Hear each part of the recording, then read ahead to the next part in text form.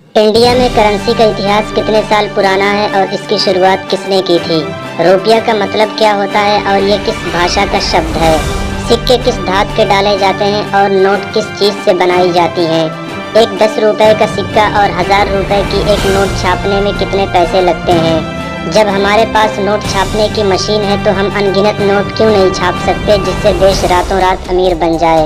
इस तरह की और भी बहुत सी इंटरेस्टिंग जानकारियाँ आज हम आपको इस वीडियो में देने वाले हैं, इसलिए वीडियो को बिना स्किप किए लास्ट तक ज़रूर देखना और वीडियो को अभी से लाइक कर दें और चैनल पर अगर पहली बार आए हैं तो चैनल को सब्सक्राइब करके बेल आइकन को ज़रूर प्रेस कर दें ताकि ऐसे ही इंफॉर्मेटिव और अद्भुत जानकारियाँ आपको मिलती रहें।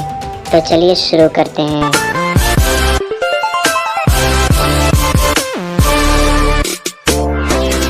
भारत में करेंसी का इतिहास 2500 साल पुराना है और रुपए शब्द का सबसे पहले प्रयोग शेरशाह सूरी ने भारत में अपने शासनकाल के दौरान किया था।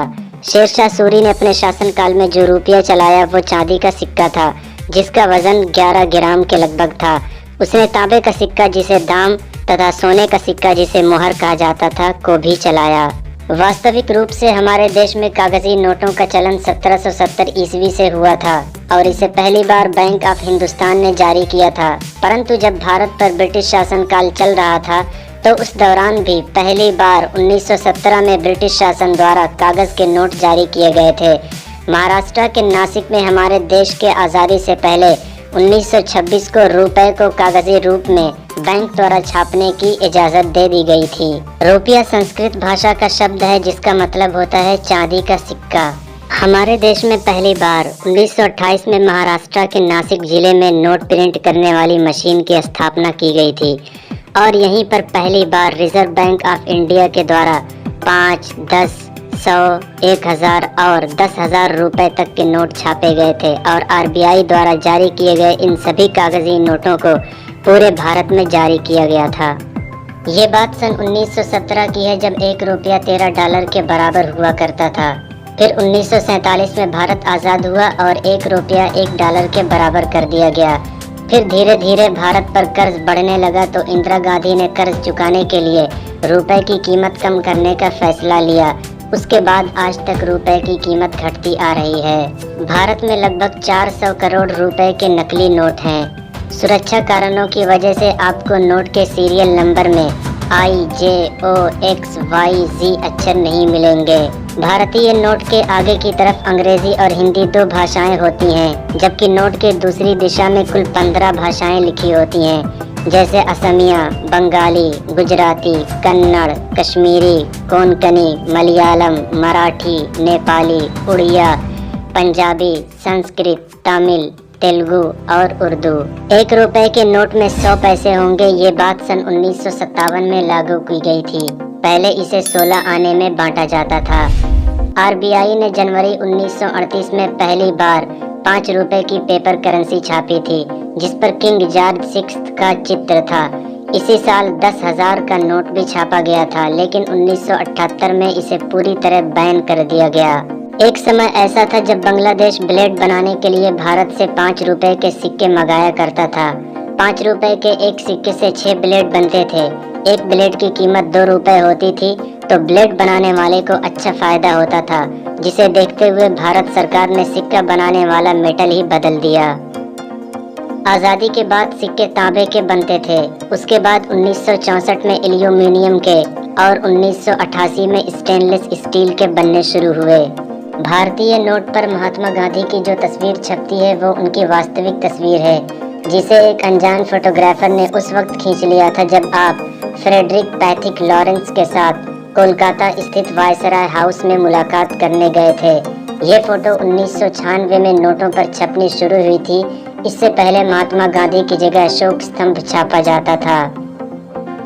भारत में एक टाइम पर 75 रुपए, 100 रुपए और 1000 रुपए के सिक्के भी छप चुके हैं। 500 का पहला नोट 1987 में और 1000 का पहला नोट सन 2000 में तथा 2000 का पहला नोट वर्ष 2015 में बनाया गया था। 10 रुपए के सिक्के को बनाने में तकरीबन 6 रुपए की लागत आती है। नोटों पर सीरियल नंबर इसलिए डाला जाता है ताकि आरबीआई को पता चलता रहे कि इस समय मार्केट में कितनी करेंसी है। रुपया हिंदुस्तान के अलावा इंडोनेशिया, मॉरिशस, नेपाल, पाकिस्तान और श्रीलंका की भी करेंसी है। आरबीआई के अनुसार भारत हर साल 2000 करोड़ करेंसी नोट छापता है।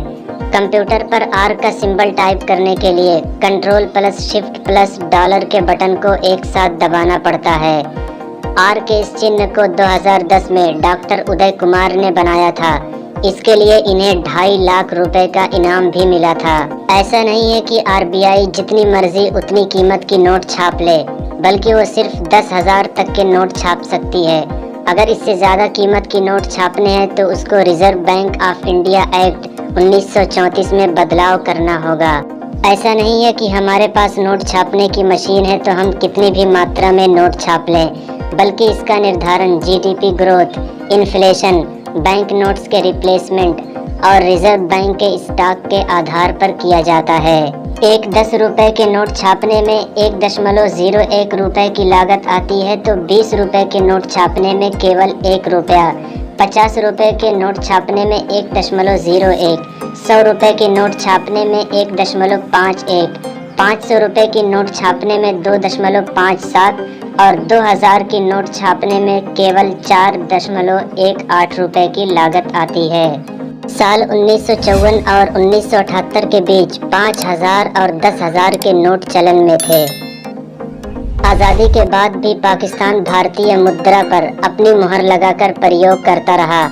उसने ऐसा तब तक किया जब तक उसके पास स्वयं की मुद्रा पर्याप्त मात्रा में उपलब्ध नहीं हो गई थी। अगर आपके पास कोई फटा हुआ नोट है या किसी फटे नोट का 51% से ज़्यादा हिस्सा है तो आप उसे बदलकर बैंक से एक नया नोट ले सकते हैं।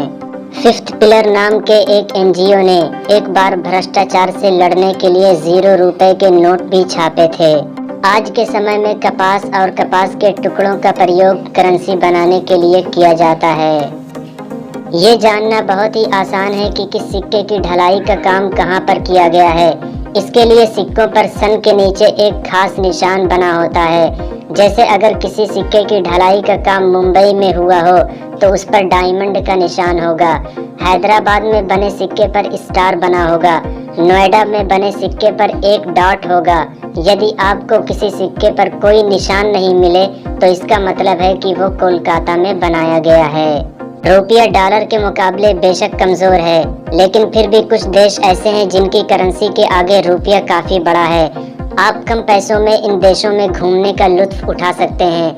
जैसे कि नेपाल में एक हिंदुस्तानी रुपया 1.60 नेपाली रुपया के बराबर होता है। आइसलैंड में 1 रुपया 1.94 करोड़ के बराबर है। श्रीलंका में एक भारतीय रुपया 2.10 श्रीलंकाई रुपया के बराबर होता है। इसी तरह हंगरी में 1 रुपया 4.27 फोरिंट, कंबोडिया में एक हिंदुस्तानी रुपया 62.34 रियाल, पराग्वे में 1 रुपया 84.73 गुआरनी, इंडोनेशिया में एक भारतीय रुपया 222.58 इंडोनेशियन रुपया, बेलारूस में 1 रुपया 267.97 बेलारूसी रूबल और वियतनाम में 1 रुपया 340.39 वियतनामी डोंग के बराबर होता है। तो ये थे भारतीय करेंसी के बारे में कुछ रोचक तथ्य और अद्भुत जानकारियाँ। वीडियो अगर आपको पसंद आए तो प्लीज़ लाइक करें, अपने दोस्तों और फैमिलीज़ के साथ शेयर करें और चैनल को सब्सक्राइब करना और बेल आइकन को प्रेस करना ना भूलें। मिलते हैं अगले वीडियो में, तब तक के लिए अपना ख्याल रखिए।